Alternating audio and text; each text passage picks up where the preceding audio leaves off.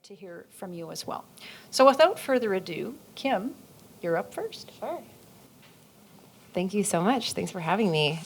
So I think that before I sort of get into my sort of reflections on these questions, it helps to sort of put into context where I come from, because I think that my experience really fits into a lot of the spirit of what we are talking about on this panel. So I'm a scientist by training. I have a PhD from the University of British Columbia, but I went into science because I was really interested in making sure that science was impacting society. So I'm a neuroscientist. I was doing drug discovery research, but I quickly realized when I was in my PhD that I was much more interested in the applications of that science. I was really frustrated by the challenges that I was met with drug discovery and getting those drugs out into policies and products. So from the very beginning of my PhD, I knew that I didn't want to stay in academia. I really wanted to move into policy. So I did a lot of volunteer work in policy. I did a lot of op-ed writing. I volunteered a lot. And then I came to Ottawa through the Mitacs Canadian Science Policy Fellowship, which is about bringing scientists into the government to work on policy projects. And sort of getting them integrated into science policy. And then now I worked in government policy for a little while, and now I work at Evidence for Democracy, which is about evidence-based decision-making in government.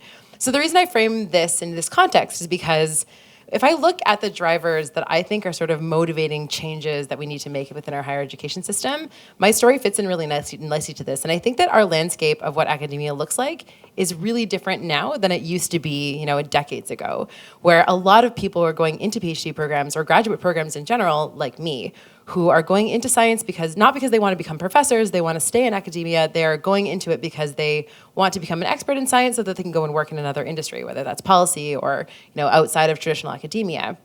And then also just looking at the way that the job market is looking, I knew in my PhD a lot of the industries that I was wanting to go into required me to have a PhD. So a lot of other people that I know who I was working with are doing graduate programs not because they want to become a professor or stay in the traditional academic sphere, but because they want to do other things with their science. So I think that that's one driver, is that the landscape of academia is changing. Graduate programs are changing. More people are doing graduate work without the long-term goal of becoming academic. Another driver to me, too, is that we're also living in a time that's full of misinformation. There's a lot of concerns about the use of good science and evidence-based decision-making. A lot of worry in the scientific community about what happens if our decision makers aren't using good science. And I think that, looking now versus decades ago, we have the situation where, people believe alternative facts, and there's a lot more concern and impetus for scientists to be involved in those discussions surrounding science and be positioning their science in different ways than I think that we were sort of motivated to do even from the early days in my PhD. So I think that those are two of those main drivers: the landscape of misinformation that we're living in and the concern about evidence-based decision-making, the changing nature of academia. But when you look at the way universities are structured, from my perspective, we're still sort of most university programs are still set up to support students to go into academia. So I was really lucky. I had a PhD supervisor who knew from the beginning that I didn't want to stay in academia forever, and he told me, listen, do you have a job right now? If not, stay here, become a scientific expert, go and volunteer, take teaching courses, do what you need to do to make those connections, and I'll support you in that. But that was not the experience of a lot of my colleagues. And a lot of scientists who are in graduate programs are taught, if you're not focusing on your work all the time, you're not doing graduate school.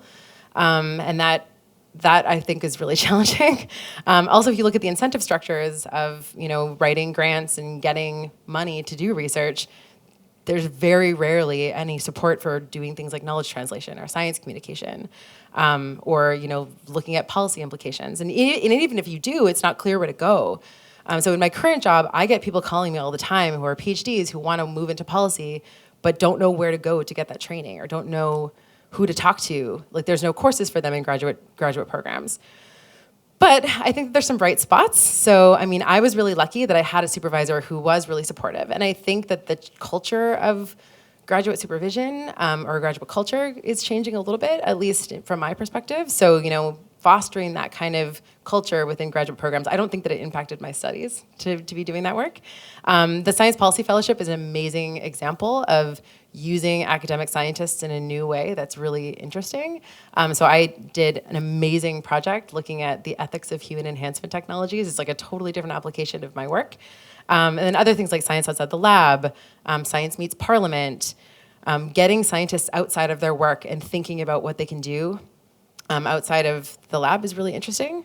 And then us too, like at E4D, we're now we do a lot of work working with scientists and helping them to, learn about things like the policy cycle or science communication. So I think it's really cool to see some of those new programs coming out. But yeah, so I think that those are some of the perspectives that I've gained from my experience. But I'll leave it there.